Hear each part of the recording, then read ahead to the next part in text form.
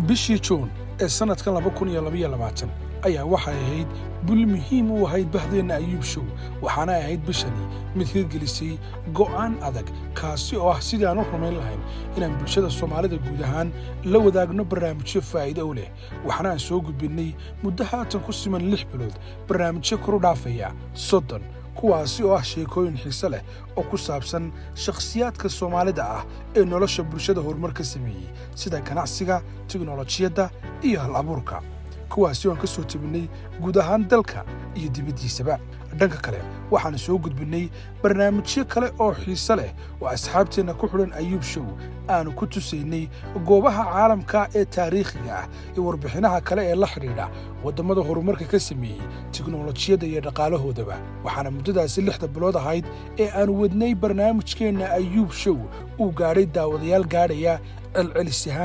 4 milyan guud ahaan deegaanada Soomaalida iyo caalamkaba. ugu dambayn sanadkan ayaa waxa uu ahaa mid aan ku bartay Ayuub ahaan shakhsiyaad iyo bulsho kala duwan guud ahaan waxaana uu ahaa sanadkan sii dhamaanaya ee 2022 mid aanu samaynay guud ahaan isku dayo badan oo guulaystay.